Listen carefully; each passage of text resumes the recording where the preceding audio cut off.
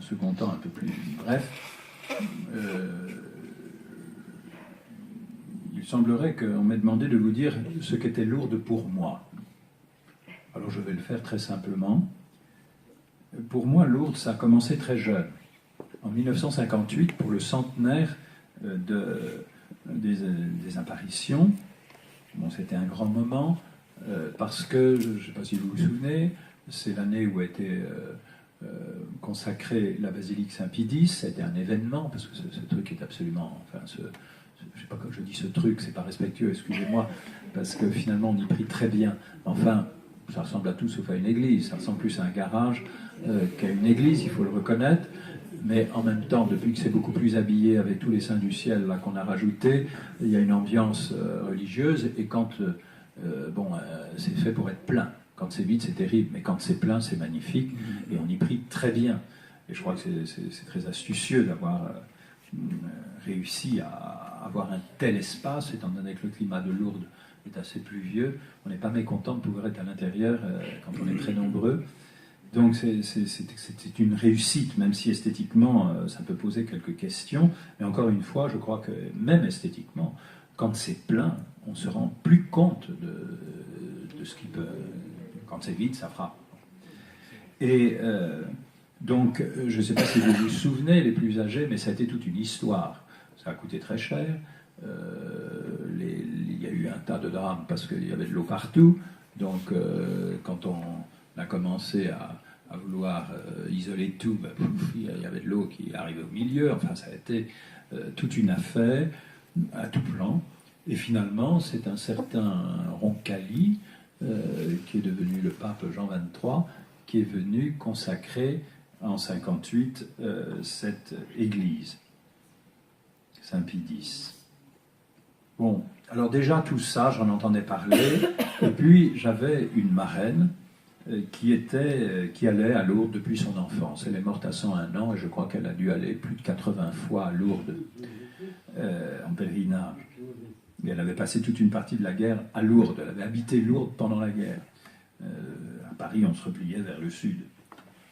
Et voilà que cette année-là, elle offre à mon frère, j'ai un frère qui a 2 ans de plus que moi, et qui venait d'avoir 12 ans, et elle lui offre, il venait de faire sa profession de foi, et elle lui offre le pèlerinage.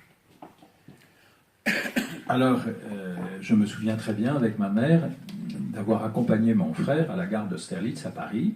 J'avais 10 ans.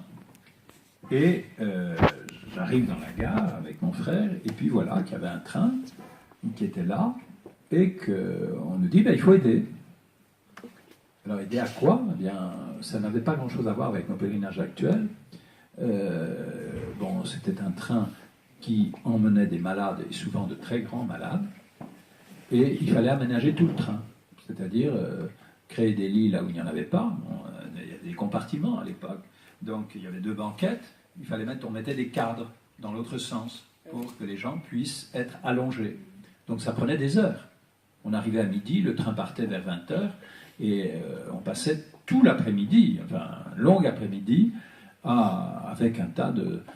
alors il y avait un tas d'enfants, de jeunes, de brancardiers, d'adultes, qui chargeaient le train. Une fois qu'on avait mis les cadres, les matelas, eh bien, il fallait apporter la nourriture, etc. Alors j'avais été très frappé par cela. Et puis voilà que mon frère part en pèlerinage, et il rentre. Et pour nous raconter qu'il a été témoin d'un miracle. Et c'était vrai. Il se trouvait à l'époque, c'est un peu disparu cela, quand on avait l'âge de mon frère, et moi j'ai suivi, on était page dans une salle à partir de 12 ans. C'est-à-dire qu'on faisait les courses pour les malades. C'était extraordinaire. Bon, c'était quand même un choc, parce qu'il y avait de très grands malades à l'époque, des cancéreux, des tuberculeux, etc. Donc vous vous retrouviez face à des gens très très handicapés. Enfin, moi, j'estime que pour moi, en tout cas, ça a été une grâce de découvrir tout cela, même si c'était très choquant pour un enfant jeune. Et alors mon frère nous raconte que bien que le dernier jour du pèlerinage, on l'a appelé, et il y avait une femme très malade, on ne savait pas si elle tiendrait. Il y avait, moi je me souviens très bien, il y avait presque tous les ans des malades qui mouraient pendant le pèlerinage. pendant le voyage ou à Lourdes. Parce qu'on en est vraiment des gens très malades, ce qu'on n'arrive plus à faire aujourd'hui. Et on appelle mon frère en lui disant, viens voir. Et il voit une personne qu'il avait vue pendant tout le pèlerinage complètement allongée, debout, marchant dans la chambre. Et alors on lui explique, on dit, voilà, elle s'appelait Madame Sor, moi je me souviens encore parce que je l'ai connue, elle est retournée à Lourdes jusqu'à sa mort, cette femme. Elle était de Strasbourg, et c'est très beau ce miracle parce qu'il a été double. Bon, elle était malade depuis des années à l'IT, elle avait des enfants qui avaient entre 15 et 20 ans, et un mari, 2 enfants et un mari. Bon, le couple battait de l'aile. Vous savez, moi j'ai découvert un peu plus tard, dans les années suivantes où j'allais à Lourdes, à quel point, lorsque dans un ménage il y a un grand malade, la plupart du temps, le couple craque et le malade est abandonné. Ça paraît scandaleux, mais c'est le plus courant. Et c'est toujours comme cela, c'est terrible. Mais malheureusement, c'est la réalité. Donc le couple était sur le point de craquer quand ils sont arrivés à Lourdes. Et puis, bon, il y a le pèlerinage, le mari est resté jusqu'au dernier jour. Mais il était obligé de rentrer à Strasbourg avant sa femme pour des histoires, je ne sais pas quoi, il était occupé. Donc il part de Lourdes le matin, et il y a eu un moment de très grande intimité entre deux et de réconciliation. Ça, c'est la première phase de ce miracle.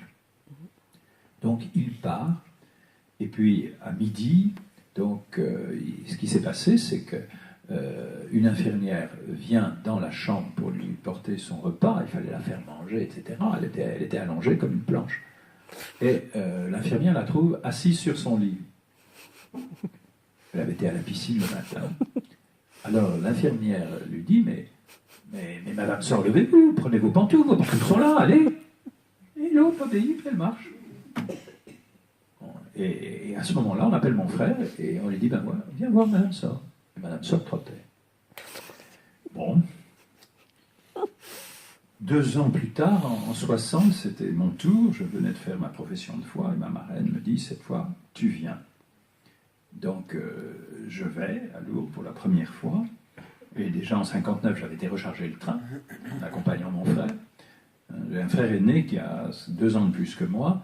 Et depuis 1958, date où il était pour la première fois à Lourdes en pèlerinage, il n'a manqué que l'année de son service militaire.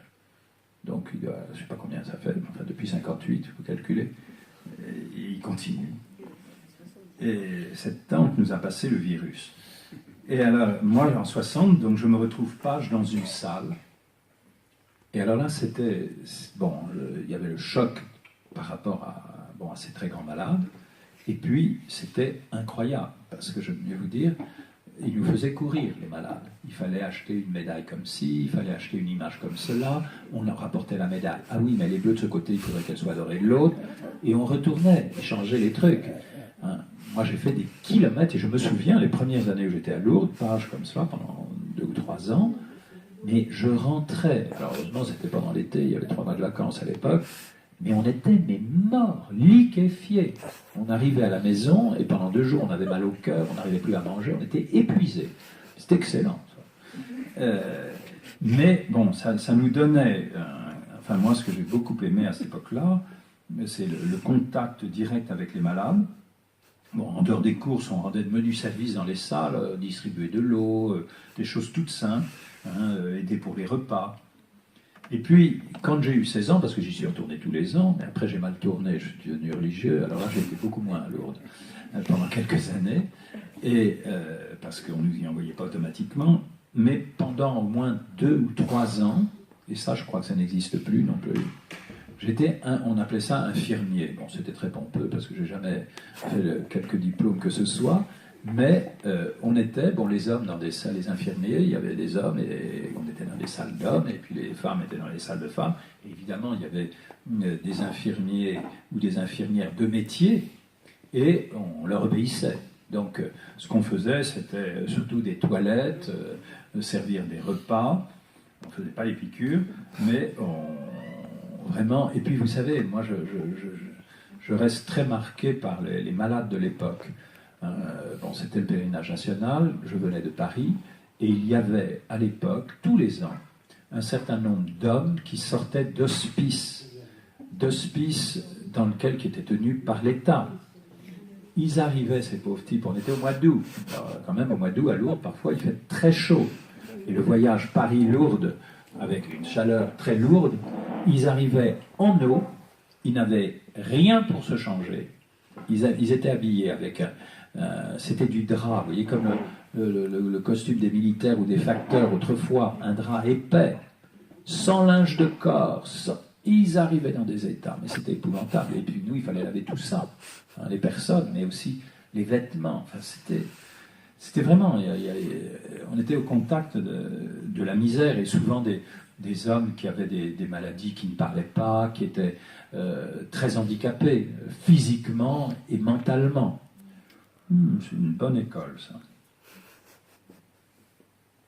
Parce que, bon, je n'avais pas voulu, souvent, quand on avait 16 ans, on devenait brancardier. Alors moi, je disais toujours, je ne veux pas faire la police. J'avais l'impression, c'était très injuste, que les brancardiers faisaient la police. Il y avait quand même un peu de ça à l'époque. Ça existe encore, non? Il y avait des bretelles, 36 bretelles, des croix, des décorations. Moi, ça me sortait par là. Enfin bon, je ne voulais pas de cela, et je préférais le contact direct avec les malades. Puis dans les salles, c'était extraordinaire, parce qu'on priait aussi avec les malades. Moi, je n'étais pas religieux à l'époque, mais enfin, j'étais quand même très sensible à tout ça. Et je me disais, mais cette proximité avec les malades me paraît tellement plus...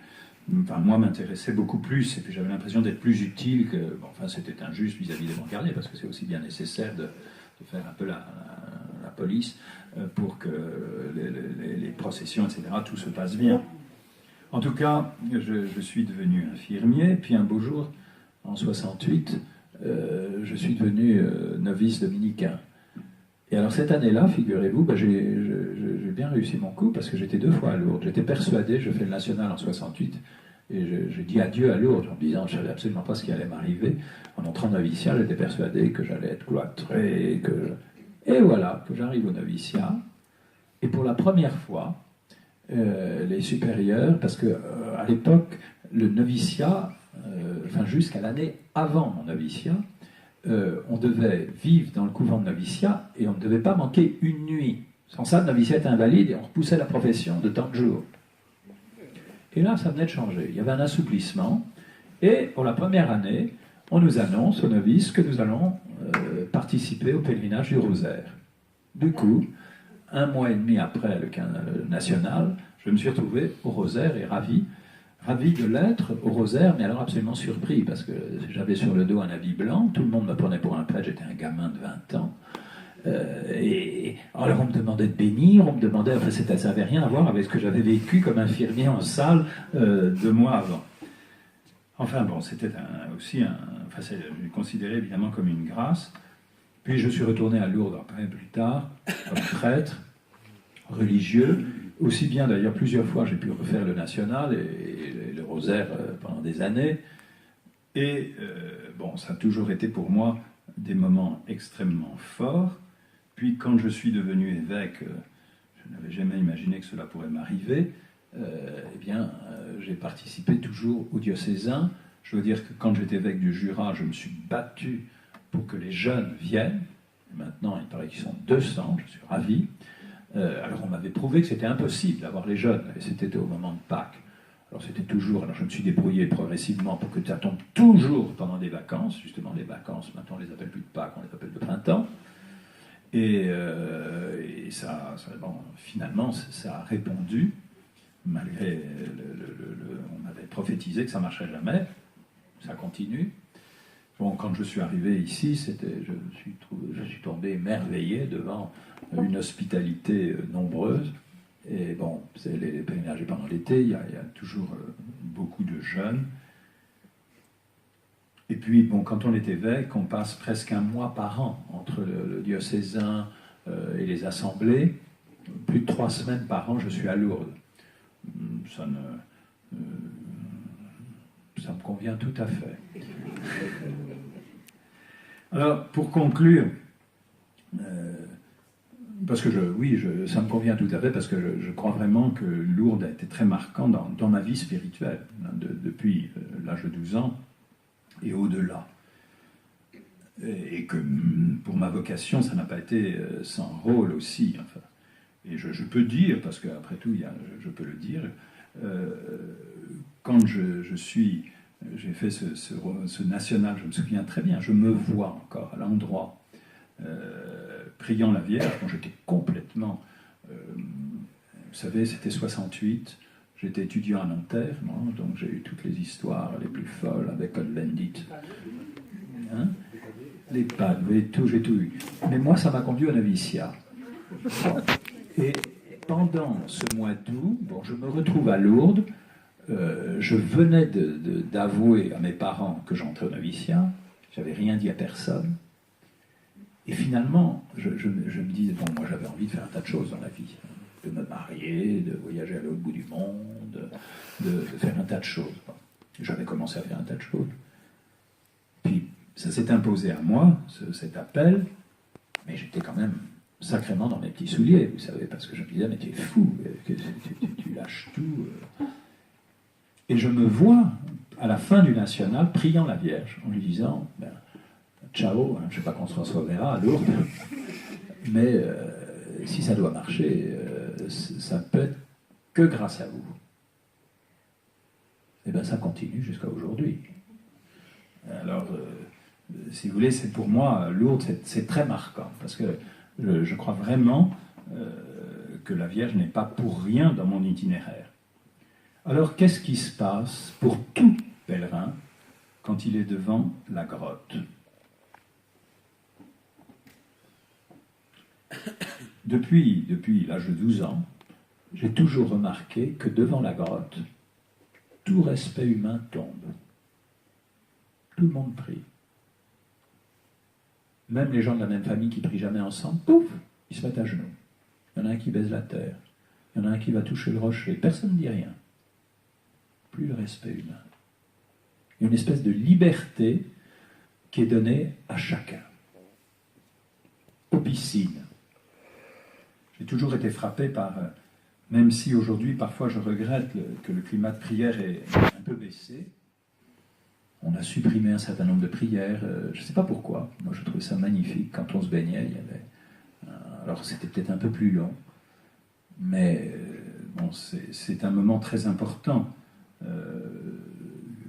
Bon, c'est des signes évidemment purement extérieurs que ce bain, mais qui nous replace à chaque fois devant des réalités qui sont toutes intérieures, et en particulier la grâce baptismale. Bon, ce qui m'a toujours frappé, c'est le climat de prière aux piscines, l'entraide mutuelle, et puis finalement un respect de chacun. On vous demande pourquoi voulez-vous prier, pour qui voulez-vous prier. Ceux qui baignent vous accompagnent physiquement, parce qu'on risque de glisser, donc ils vous tiennent, tout ça avec délicatesse. Enfin, il y a quelque chose de très mystérieux et de très profond qui se vit aux piscines.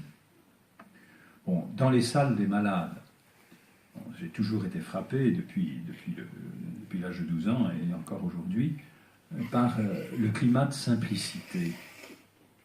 Il y a une bienveillance et une aide mutuelle là aussi. Mais moi, à chaque fois, l'autre, je me dis, mais pourquoi c'est pas comme ça partout? Je suis un peu naïf, mais je suis ravi de l'être. Je crois qu'il y a un climat évangélique qui est, justement, il est surnaturel, mais à Lourdes, il est quasi naturel. Bon, et puis bien sûr, depuis que je suis prêtre, mais j'ai déjà été bien avant très frappé par à la fois la procession eucharistique et puis l'adoration eucharistique à Lourdes. Avant même d'être religieux, je me souviens avoir vécu des moments très forts. Et puis, comme prêtre, bon, l'Eucharistie, la célébration de ces messes où il y a une ferveur extraordinaire, et les confessions. Parce qu'on parle toujours des guérisons, mais on devrait parler autant des conversions. Et quand on prend le temps, moi, quand j'allais au rosaire, je passais les 3 jours ou les 4 jours au confessionnal. Et là, quand vous êtes... Le rosaire, vous savez, c'est au mois d'octobre, c'est un pèlerinage, c'est les dominicains, et on a toute la France agricole. Ils ont fait leur récolte, que ce soit les moissons, que ce soit les vendanges, et ils viennent de partout Alors là, vous avez des nouvelles de toute la France. Ah oui, non, mais c'est bouleversant. Et des gens qui viennent se confesser, et bon, et pendant toute une période, il était difficile de se confesser, il faut le reconnaître, dans bien des endroits. Et alors, enfin, moi j'ai des souvenirs vraiment de confessions magnifiques, et puis aussi de conversion de gens très, bon, vivant des choses très douloureuses, qui là, osent parler, peuvent parler, et sont accueillis. Donc, que ce soit les célébrations eucharistiques, que ce soit les confessions, bon, il y a un climat de ferveur, de compassion et même, bien sûr, de conversion.